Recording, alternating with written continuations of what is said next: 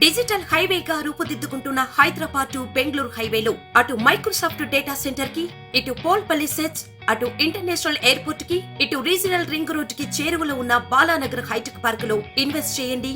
భవిష్యత్తు బంగారుమయం చేసుకోండి. Contact number 8500155255. Proddatur సభలో కూటమిపై పంచ్లు పేల్చారు సీఎం జగన్. దత్తపుత్రుడు బీజేపీ సరిపోదన్నట్టు తన చెల్లెళ్లను కూడా యుద్ధానికి తీసుకొచ్చారని అన్నారు. వారంతా ఒకవైపు, తాను ఒక్కడే మరొక వైపు ఉన్నానన్నారు జగన్. వివేకాను చంపించింది వారే, ఇప్పుడు శవరాజకీయాలు వారే చేస్తున్నారంటూ చంద్రబాబుపై విమర్శలు గుప్పించారు సీఎం జగన్.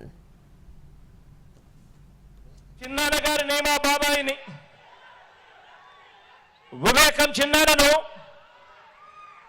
ఎవరు చంపారో, ఎవరు చంపించారో ఆయనకు, ఆ దేవుడికి, ఈ జిల్లా ప్రజలందరికీ కూడా తెలుసు. కానీ బురద జల్లేందుకు ఇద్దరు చెల్లెమ్మలను ఎవరు పంపించారో, వారు వెనకాల ఎవరు ఉన్నారో మాత్రం మీ అందరికీ కూడా రోజు కనిపిస్తానే ఉంది.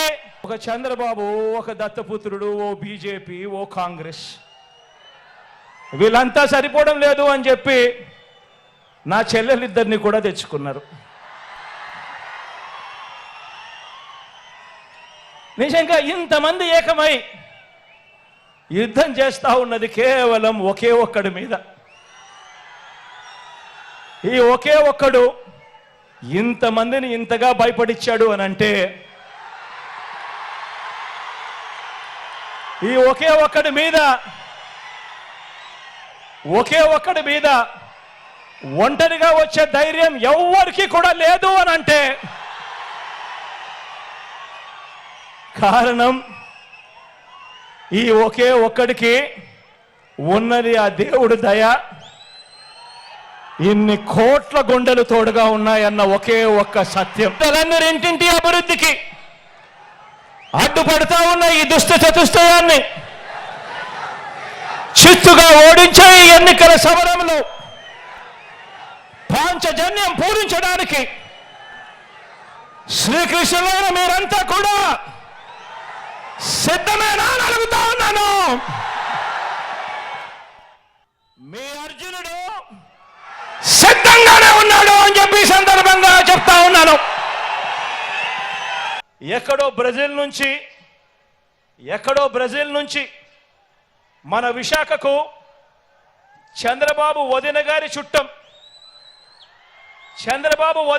చుట్టం తన కంపెనీకి డ్రై ఈస్ట్ పేరుతో డ్రగ్స్ అంటే మాదక ద్రవ్యాలను దిగుమతి చేస్తూ ఉంటే ఈ మధ్యకాలంలోనే సిబిఐ వాళ్ళు రేడ్ చేశారు. ఈ రేడ్ జరిగింది అని చెప్పి తెలిసిన వెంటనే క్షణాల్లోనే ఎల్లో బ్రదర్స్ అందరూ కూడా ఉలిక్కిపడ్డారు. వారి బ్రదర్ దొరికిపోయాడని తెలిసిన వెంటనే, దొరికితే తమ బ్రదర్ కాదని, దొరికాడు కనుక వారు మన బ్రదర్స్ అని మన మీద నెట్టేయటానికి కూడా క్షణాల్లోనే కూడా వీళ్ళంతా కూడా రెడీ అయిపోయారు.